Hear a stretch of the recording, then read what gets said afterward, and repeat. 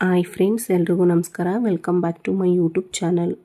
ಧನುರ್ ರಾಶಿಯು ರಾಶಿ ಚಕ್ರದ 9ನೇ ರಾಶಿಯಾಗಿದೆ.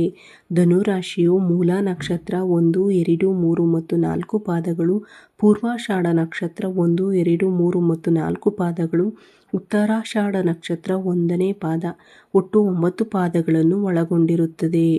ಧನುರ್ ರಾಶಿಯ ಗ್ರಹಾಧಿಪತಿಯು ಗುರುನಾಗಿರುತ್ತಾನೆ. ಈಗ ನಾವು ಧನುರ್ ರಾಶಿಯವರ ಬಗ್ಗೆ ತಿಳಿದುಕೊಳ್ಳೋಣ. ಧನುರ್ ರಾಶಿಯವರೇ, ಜುಲೈ 21 ಮಂಗಳವಾರ ಹೊಸ ದಿನ ಪ್ರಾರಂಭವಾಗಲಿದೆ. ಈ ದಿನ ಚೆನ್ನಾಗಿರುತ್ತದೆ ಎಂಬ ಭರವಸೆಯೊಂದಿಗೆ ನೀವು ಸಹ ಹೆಜ್ಜೆ ಹಾಕುತ್ತಿದ್ದೀರಿ. ಆದರೆ ನನ್ನ ಸ್ನೇಹಿತರೆ, ಈ ರಾಶಿಯವರಿಗೆ ಈ ಮಂಗಳವಾರ ಅಗ್ನಿ ಪರೀಕ್ಷೆಯಂತಿದೆ.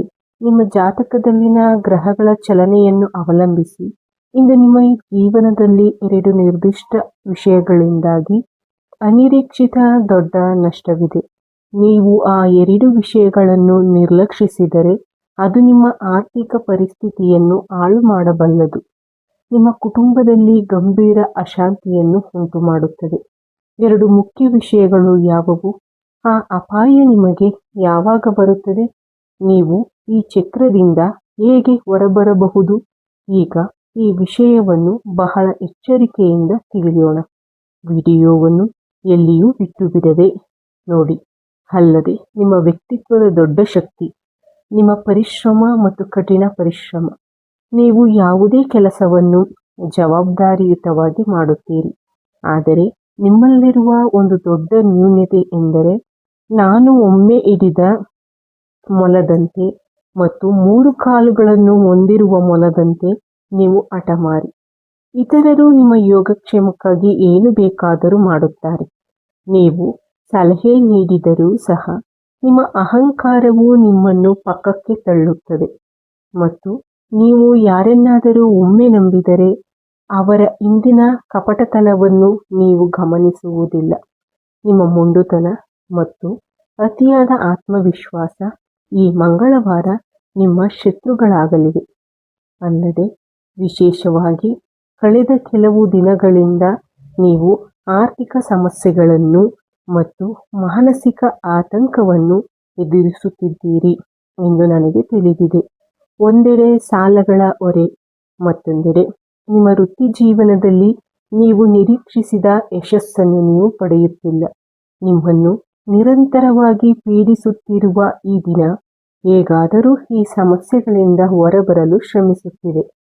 ಅದೇ ಸಮಯದಲ್ಲಿ ಈ ಮಂಗಳವಾರ ನಕಾರಾತ್ಮಕ ಶಕ್ತಿಗಳು ಮತ್ತು ಗ್ರಹಗಳು ನಿಮ್ಮನ್ನು ಹೆಚ್ಚು ನೋಯಿಸಲು ಸಿದ್ಧವಾಗಿವೆ.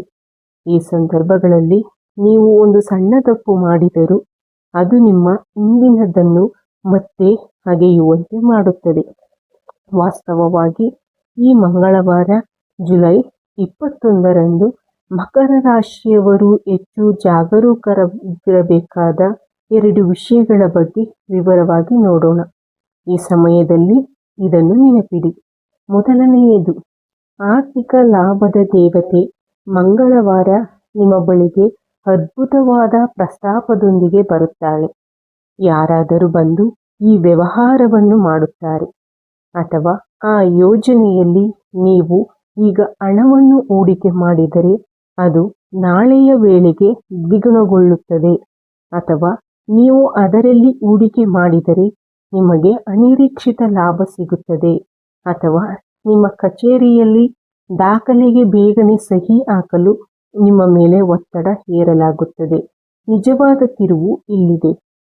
ಆ ಸಮಯದಲ್ಲಿ ನಿಮ್ಮ ಮನಸ್ಸು ಮೋಸ ಹೋಗುತ್ತದೆ ಮತ್ತು ನೀವು ಆ ಭರವಸೆಯಿಂದಾಗಿ ಹಣವನ್ನು ನೀಡಿದರೆ ಅಥವಾ ದಾಖಲೆಗಳನ್ನು ಸರಿಯಾಗಿ ಓದದೆ ಸಹಿ ಮಾಡಿದರೆ ನಿಮ್ಮ ಜೀವನದಲ್ಲಿ ನೀವು ಗಳಿಸಿದ ಎಲ್ಲ ಹಣವು ಕಣ್ಣೀರಿನಂತೆ ವ್ಯರ್ಥವಾಗುತ್ತದೆ.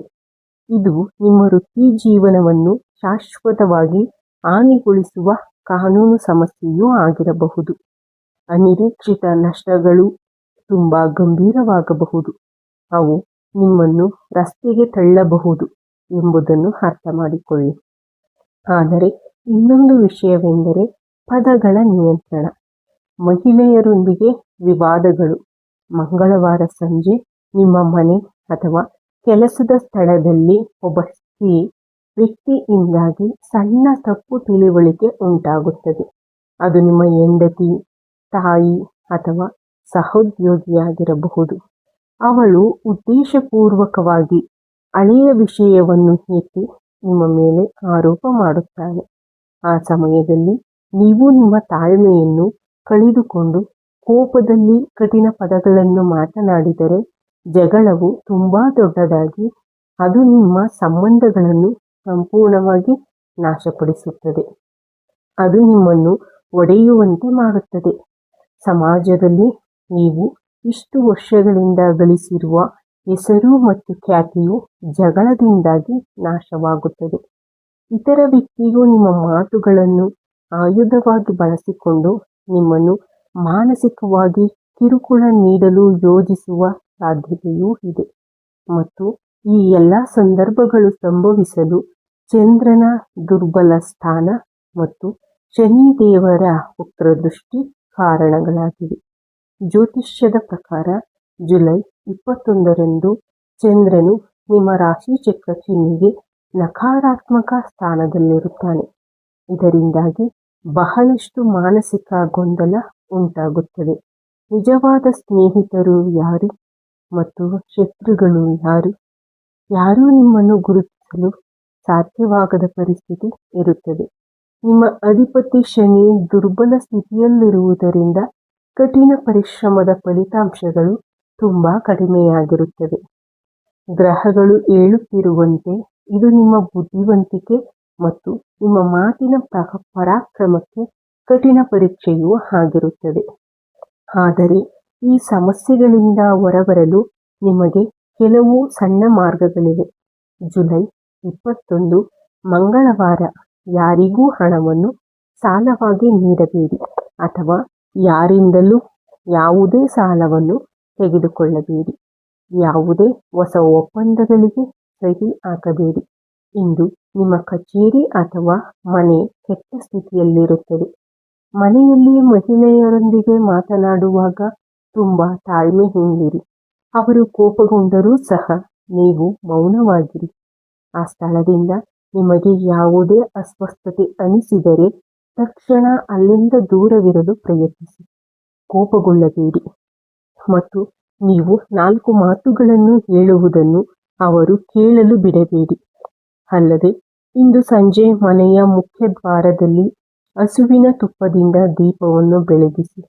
ಮನೆಯನ್ನು ನಕಾರಾತ್ಮಕ ಶಕ್ತಿಯಿಂದ ರಕ್ಷಿಸಲು ಇದು ತುಂಬಾ ಪ್ರಯೋಜನಕಾರಿ. ಸ್ನೇಹಿತರೆ, ಪ್ರತಿಯೊಂದು ಅಪಾಯಕ್ಕೂ ಮುನ್ನೆಚ್ಚರಿಕೆಯ ಅತ್ಯುತ್ತಮ ಪ್ರತಿವಿಷ. ಈ ಮಂಗಳವಾರ ಬರಲಿರುವ 2 ಪರೀಕ್ಷೆಗಳ ಬಗ್ಗೆ ಬಹಳ ಜಾಗರೂಕರಾಗಿರಿ. ನಿಮ್ಮ ಕೋಪವನ್ನು ಬದಿಗಿಟ್ಟು ಬುದ್ಧಿವಂತಿಕೆಯಿಂದ ಮುಂದುವರಿಯಿರಿ. ಈ ರಾಶಿಯವರು ಯಾವುದೇ ಕಷ್ಟವನ್ನು ನಿವಾರಿಸಬಹುದು. ನೀವು ಈ ಸಣ್ಣ ಅಡಚಣೆಯನ್ನು ಸುಲಭವಾಗಿ ನಿವಾರಿಸುತ್ತೀರಿ. ದೇವರ ಶಕ್ತಿ ನಿಮ್ಮೊಂದಿಗಿರುತ್ತದೆ. ಧೈರ್ಯಶಾಲಿಯಾಗಿರಿ. ಯಶಸ್ಸು ಕೂಡ ನಿಮ್ಮದೇ. ಧನ್ಯವಾದಗಳು. ನಾವು ಖಂಡಿತವಾಗಿಯೂ ಮತ್ತೊಂದು ವಿಡಿಯೋದೊಂದಿಗೆ ಮತ್ತೆ ಭೇಟಿಯಾಗೋಣ. ಈ ವಿಡಿಯೋ ಇಷ್ಟವಾದರೆ ಲೈಕ್ ಮಾಡಿ, ಶೇರ್ ಮಾಡಿ, ಕಾಮೆಂಟ್ ಮಾಡಿ. ಹಾಗೆಯೇ ಕಾಮೆಂಟ್ ಬಾಕ್ಸ್ನಲ್ಲಿ ಓಂ ನಮೋ ನಾರಾಯಣಾಯ ಎಂದು ಕಾಮೆಂಟ್ ಮಾಡಿ. ಈ ವಿಡಿಯೋ ವೀಕ್ಷಿಸಿದ ನನ್ನ ಎಲ್ಲ ವೀಕ್ಷಕ ಬಂಧುಗಳಿಗೂ ಧನ್ಯವಾದಗಳು.